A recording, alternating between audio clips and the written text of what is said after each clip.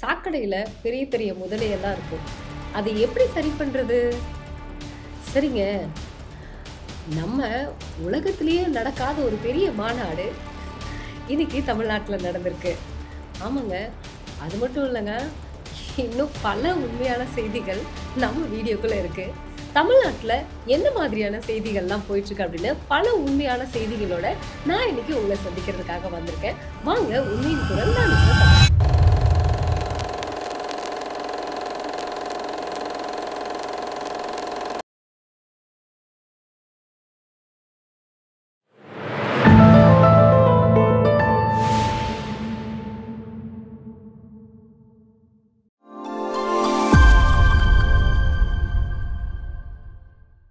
இன்னைக்கு நாட்டுல என்ன நடக்குதுன்னு நம்ம தெரிஞ்சுக்கலாம் இந்த வீடியோக்குள்ள.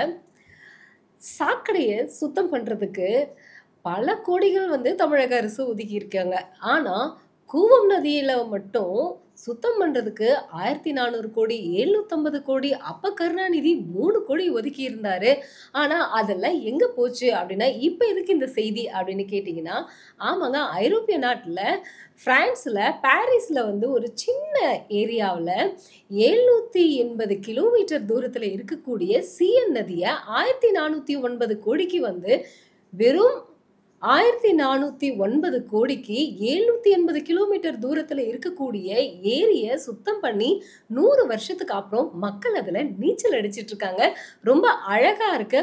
ஆனா நம்ம தமிழ்நாட்டுல சென்னையில இருக்கக்கூடிய அடையார் நதியும் கூவத்தையும் இப்ப வரைக்கும் 1400 கோடி 750 கோடி 1500 கோடி இப்ப கூட சமீபத்துல அடையார் நதிக்கு ஒதுக்கி இருந்தாங்க.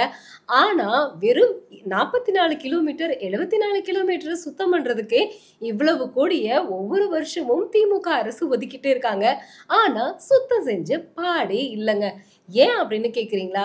ஆமாங்க, அப்பவே கருணாநிதி சொன்னாரு 1969ல 3 கோடி ரூபாய் கூவம் நதியை சுத்தம் பண்றதுக்காக போட்டிருந்தாங்க.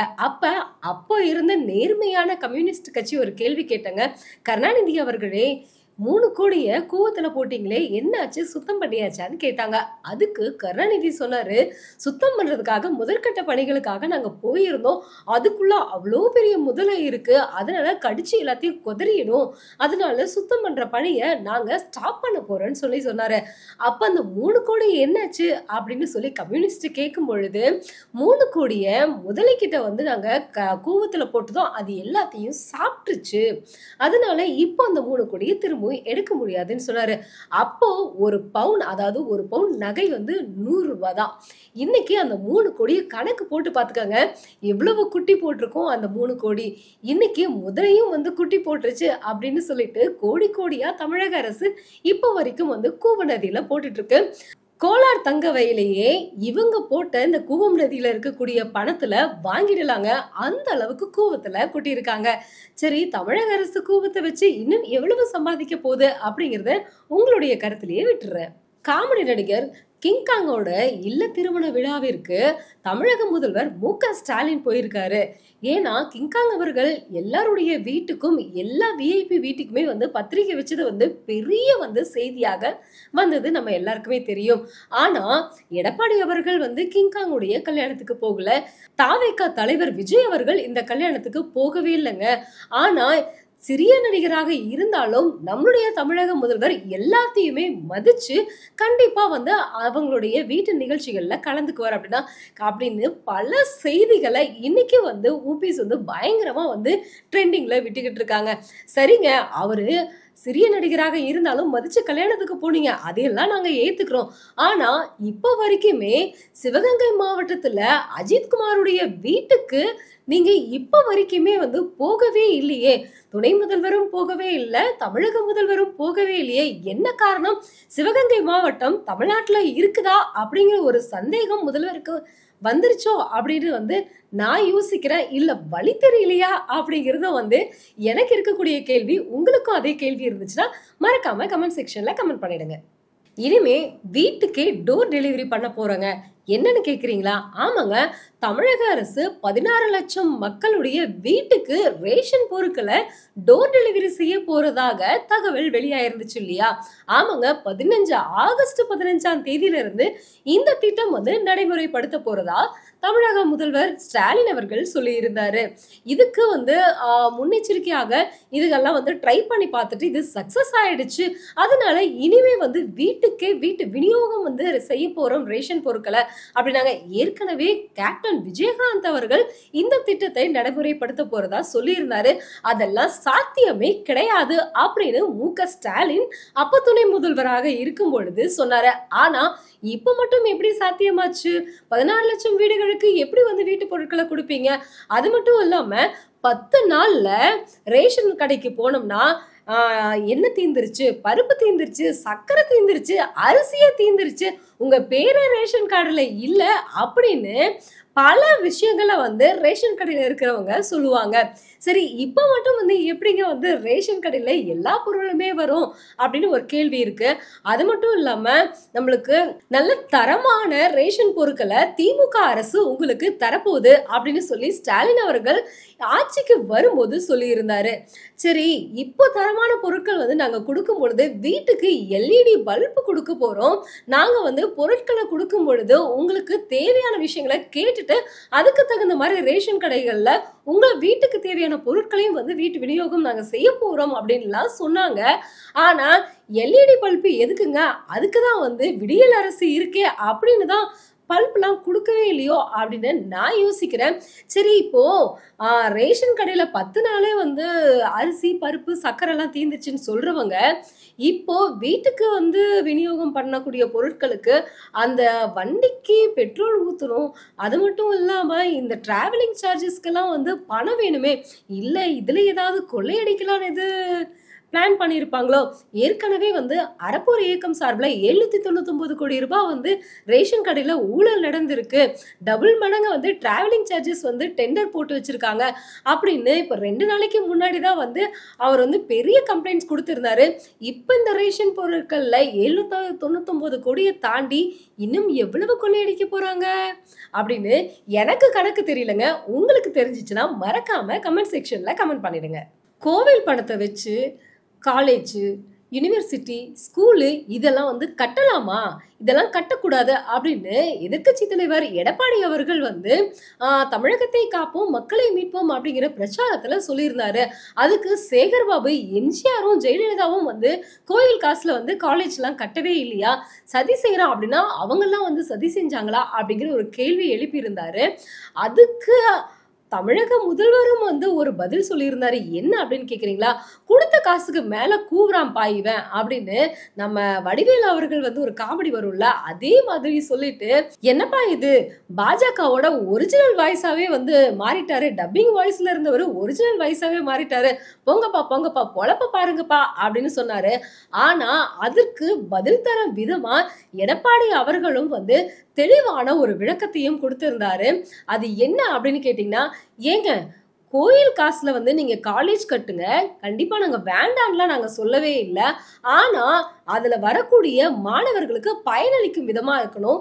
ஏன்னா கோயில்ல வந்து பணம் இல்லை அப்படின்னா அவங்களுடைய படிப்பு ஸ்டாப் ஆயிடும். அதனால நீங்க தமிழக அரசோட நிதியில இருந்து எடுத்து கட்டலாமே. எதுக்கு எடுத்தாலும் கோயில் கோயில்னு அறநிலைத்துறையில இருந்தே வந்து காசை வந்து லாபகப்படுத்துறதுக்கு ஏன் பாக்குறீங்க அப்படின்னு ஒரு கேள்வி வச்சிருந்தாரு. அது மட்டும் இல்லாம இன்னொரு கேள்வியும் வச்சிருந்தாரு. அது தமிழக மக்களுக்கும் இருக்கக்கூடிய கேள்விதான். உங்க அப்பாவுக்கு அந்த மெரினா பீச்ல 85 கோடி செலவுல வந்து பேனா வைக்கிறீங்க இல்லையா? 42 கோடி செலவுல வந்து நீங்க கார் ஷோ, ரோட் ஷோ நடத்துறீங்க இல்லையா? அது மட்டும் இல்லாம இந்த நிதியாண்டுல மட்டும் இப்ப நடக்கக்கூடிய நடப்பாண்டுல மட்டும் 11.48 கோடி ரூபாய் வந்து விளம்பர செலவுக்காக மட்டுமே வந்து செலவு பண்ணிருக்கீங்க இல்லையா? இதுக்கெல்லாம் காசு எங்கிருந்து வந்துச்சு? கோயில் பணத்துல இருந்தே நீங்க வந்து கோயில் கட்டுறீங்க அப்படின்னு தாராளமாக சொல்லலாம். நீங்க கல்லூரி கட்டுறீங்க, ஆனா அத அரசு கல்லூரியாக கட்டுங்க அப்படின்னு எடப்பாடி அவர்கள் அதுக்கு தரமான ஒரு பதில கொடுத்திருந்தாரு. ஆனா அதுக்கு நீங்க கொடுத்த காசுக்கு மேல எல்லாம் கூவ வேண்டாம் அப்படின்னா அப்படியே பேச்ச மாத்திட்டாரு தமிழக முதல்வர். அவங்களுக்கு தான் பேச்ச மாத்துறதுக்கு வந்து சொல்லியே தர வேண்டாமே. சரி, எடப்பாடி அவர்கள் பேசினதுக்கும் தமிழக முதல்வர் அதுக்கு கொடுத்த பதிலும் வந்து எப்படி இருக்கு அப்படிங்கிறத நீங்களே வந்து கம்பேர் பண்ணி பாத்துக்கங்க. மதுரை மாநகராட்சியில 200 கோடி ரூபாய் வந்து ஊழல் நடந்திருக்கு. அது மட்டும் இல்லாம சொத்து வரி விதிக்கிறதுல தான் வந்து 200 கோடி ரூபாய் வந்து ஊழல் நடந்திருக்கு. இதுக்கு வந்து இடி ரெய்டு கண்டிப்பா வேணும் அப்படின்னா அன்புமணி சொல்லியிருந்தாரு. அதுக்கு முன்னாடியே ஊழல் செஞ்சவங்களெல்லாம் காப்பாத்தணும் அப்படிங்கிறதுக்காக ஸ்டாலின் வந்து பக்காவா பிளான் பண்ணி மண்டல தலைவர்கள், அதாவது மதுரை மாநகராட்சி மண்டல தலைவர்கள் எல்லாருமே உடனடியாக ராஜினாமா செய்யணும். அவங்க மேல ஒரு சின்ன தப்புன்னு எனக்கு தெரிஞ்சா கூட நான் உடனடியாக பதவியை விட்டு தூக்கிடுவேன் அப்படின்னு வெளியே வந்து ஒரு கெத்து காட்டிக்கிட்டு, ஆனா ஊழல் செஞ்சவங்க எல்லாரையும் 8 பேர் ஏற்கனவே கைது செய்யப்பட்டிருந்தாங்க. அவங்களையும் வந்து இப்ப வந்து விடுவிச்சுட்டாங்க. இதுல முக்கியமா என்ன அப்படின்னா, அடுத்தடுத்து வரக்கூடிய முக்கிய பொறுப்புல இருக்கக்கூடிய தலைவர்கள் எல்லாம் கைதாகிட்டா, இப்ப வரப்போற எலெக்ஷன்ல நம்மளால நிக்க முடியாதே, அடி விழுகும் அப்படிங்கிறதுனாலயே முன்னாடியே வந்து நான் காலை தூக்கி விட்டுட்டு ராஜினாமா செய்ய வச்சுட்டேன் அப்படின்னு தமிழக முதல்வர் அவர்கள் சொல்லிட்டு இருக்காரு. ஊழல் செஞ்சவங்களையும் எப்படி, விஞ்ஞான ஊழல் செஞ்சவங்களையும் எப்படி காப்பாத்தணுங்கிறத திமுக அரசு கிட்ட தாங்க இப்ப வரக்கூடிய கட்சிகள் எல்லாமே தெரிஞ்சுக்கணும் அப்படிங்கிறது என்னோட கருத்து. இந்திய பாரத பிரதமர் மோடி அவர்கள் ஜூலை 27, 28 தமிழ்நாட்டுக்கு வருகை தராரு. அரியலூர் மாவட்டம் கங்கை கொண்ட சோழபுரத்துல நடக்கக்கூடிய ஆடி திருவாதிரை நிகழ்ச்சியில பங்கெடுக்க போறாரு. அது மட்டும் இல்லாம அரியலூர், பெரம்பலூர், தஞ்சை மாவட்டங்களுக்கு அவரு வருகை தர இருக்கிறதுனால இங்க இருக்கக்கூடிய கட்சிகளுக்கு எல்லாமே கொஞ்சம் ஆட்டங்கன் இருக்கு. ஆனா பாஜகவும் கூட்டணியில இருக்கக்கூடிய 2 கட்சிகளுமே வந்து ரொம்ப சந்தோஷமாக இருக்கு. பல விஷயங்கள், தேர்தல் வியூகங்களையும் வந்து வகுத்து கொடுக்கறதுக்காகவும் வந்து மோடி அவர்கள் வராரு. இங்க எத்தனை பேருக்கு வந்து ஆட்டம் காண போகுது அப்படிங்கிற ஒரு பயத்திலயுமே வந்து ஆளுங்கட்சியும் இருக்கு.